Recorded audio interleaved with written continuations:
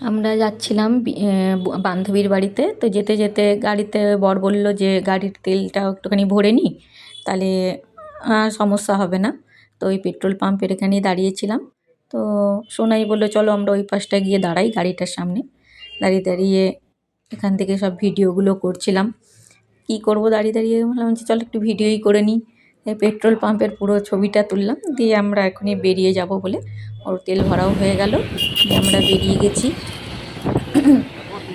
যাচ্ছি রাস্তা দিয়ে, চারিদিকটা দেখতে দেখতেই যাচ্ছিলাম, বেশ ভালো লাগছিলো। এমনি মনটা ভালো ছিল না, কারণ আমাদের যে বিয়ে বাড়িতে যাওয়ার কথা ছিল সেই বিয়ে বাড়িটা হঠাৎই মানে যাওয়া ক্যান্সেল হয়ে গেল। আমার বান্ধবীর কাকি শাশুড়ি মারা গেছে, তো ওদের হঠাৎ অসুখ হয়ে গেল না।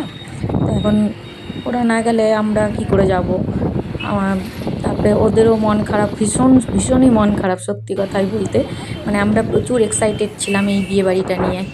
সেখানে যাওয়া হলো না। তো আমরা এই দুই সাইড দেখতে দেখতে যাচ্ছিলাম। এটা হলো একটা স্কুল প্লাস চার্চ, এটা হলো সেন্ট জেভিয়ার্স মডেল স্কুল। তো এইগুলোই দেখতে দেখতে যাচ্ছি মনটা একটু ভালো করবার জন্য। বান্ধবীর বাড়িতেই যাচ্ছিলাম কারণ ওদেরও ভীষণই মন খারাপ ছিল। অনেক প্ল্যান করেছিলাম আমরা এই বিয়ে বাড়িটা নিয়ে। তো যাই হোক, যাওয়া হলো না যখন, তো মন তো অবশ্যই খারাপ সবারই। তো মনে মনে ভাবলাম চলো তাহলে যাই ওদের বাড়িতেই, একটুখানি গল্পও করা যাবে, মনটাও ভালো হবে, ওদেরও ভালো হবে আমাদেরও ভালো হবে। তো তাই যাচ্ছিলাম। তো যেতে যেতে এই রাস্তায় দুই সাইডে এত দোকানপাট আর সব আলোয় আলোয় ভর্তি, এত ভালো লাগছিলো। আকাশটাও কি সুন্দর লাল, সন্ধ্যা হয়ে আসছিলো, তো বেশ ভালো লাগছিলো। তিনজন মিলেই গেছিলাম ওদের বাড়িতে।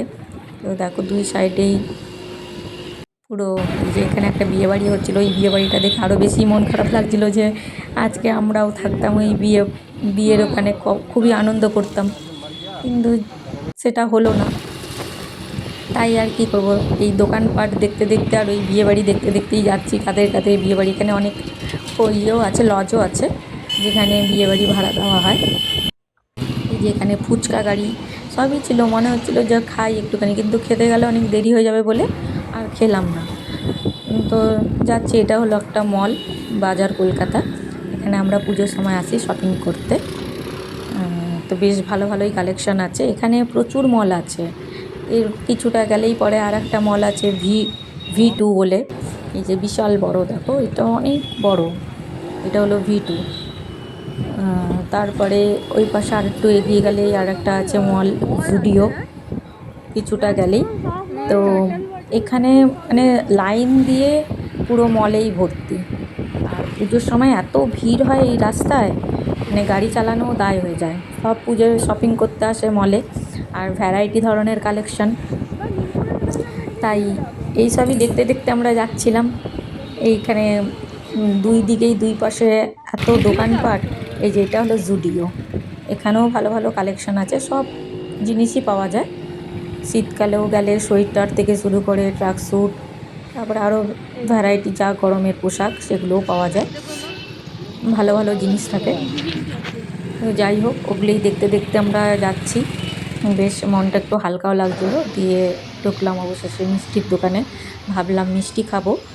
আর সিঙ্গারাও ছিল এখানে, সিঙ্গারা চপ সবই ছিল, কিন্তু ওই খেতে গেলে দেরি হবে বলে তো ওকে বললাম যে নিয়েই নাও, একবারে বান্ধবীর বাড়িতে বসেই খাওয়া যাবে।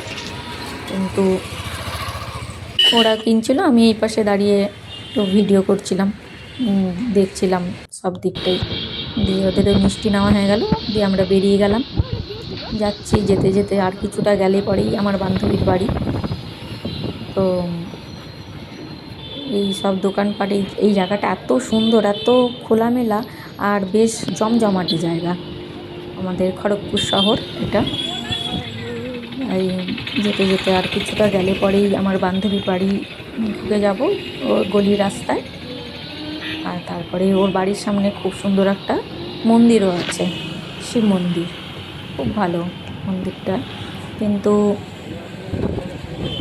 ওদের বাড়িতে ঢুকে আর এইবারে তো ঢুকে গেলাম ওদের গলিতে, ওদের বাড়ির যাওয়ার গলিতে, কিন্তু ওদের বাড়ির ভিতরে ঢুকে আর ভিডিও বানাইনি, কারণ মন মেজাজ ঠিক লাগছিল না, তাই আর ভিডিও বানানো হয়নি ওদের বাড়িতে ঢুকে।